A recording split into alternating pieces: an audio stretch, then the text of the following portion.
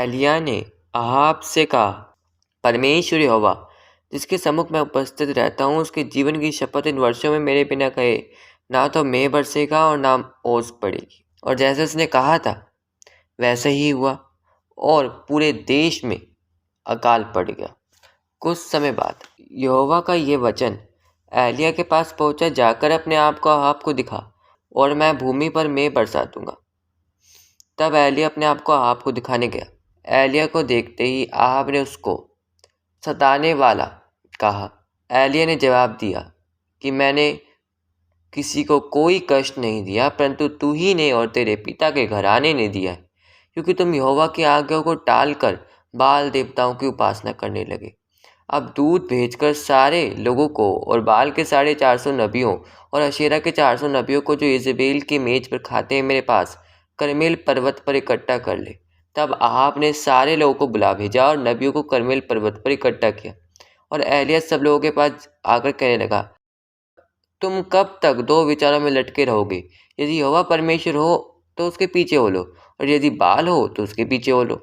तब एलिय्याह ने लोगों से कहा, यहोवा के नबियों में से केवल मैं ही रह गया हूँ, और बाल के नबी 450 मनुष्य है। इसलिए 2 बछड़े लाकर हमें दिए जाएं, और वे अपने लिए एक चुनकर लकड़ी पर रख दे और कुछ आग न लगाए, और मैं दूसरे बछड़े को तैयार करके लकड़ी पर रखूंगा और कुछ आग न लगाऊंगा। तब तुम अपने देवता से प्रार्थना करना और मैं यहोवा से प्रार्थना करूंगा, और जो आग गिराकर उत्तर दे वही परमेश्वर ठहरे। तब सब लोग बोल उठे, अच्छी बात। और एलिय्याह ने बाल के नबियों से कहा, पहले तुम एक बछड़ा चुनकर तैयार कर लो, क्योंकि तुम तो बहुत हो। तब अपने देवता से प्रार्थना करना, परंतु आग न लगाना। तब उन्होंने ऐसा ही किया और भोर से लेकर दोपहर तक बाल से प्रार्थना करते रहे, परंतु ना कोई शब्द और ना कोई उत्तर देने वाला हुआ। तब वे अपनी बनाई हुई वेदी पर उछलने कूदने लगे।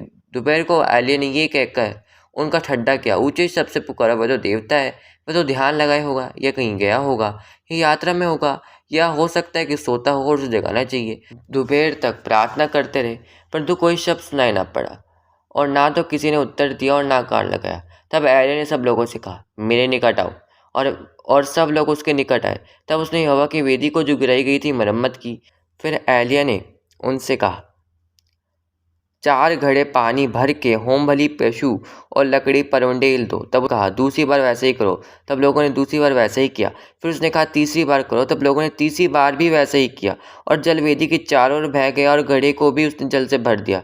फिर भेंट चढ़ाने के समय एलिय्याह नबी समीप जाकर प्रभु से परमेश्वर से कहने लगा, तू ही परमेश्वर है और मैं तेरा दास हूँ, और मैंने ये सब काम हम तुझसे वचन पाकर किए हैं। हे यहोवा, मेरी सुन, कि लोग जान ले कि हे यहोवा तू ही परमेश्वर, तू ही उनका मन लौटा लेता है। तब यहोवा की आग आकाश से प्रकट हुई और होमबलि की लकड़ी और पत्थरों और धूलि समेत भस्म कर दिया, और गड्ढे में का जल भी सुखा दिया।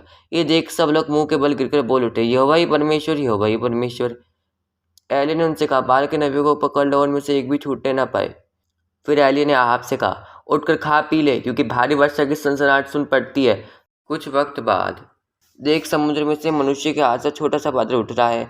एलिय्याह ने कहा, अहाब के पास जाकर कहे, रज्जुतवा कर नीचे जाकर ऐसा ना हो कि तू वर्षा के कारण रुक जाए। थोड़ी देर में आकाश वायु से उड़ाई हुई घटाओं और आंधी से काला हो गया और भारी वर्षा होने लगी, और ऐसी अकाल की समाप्ति हो गई।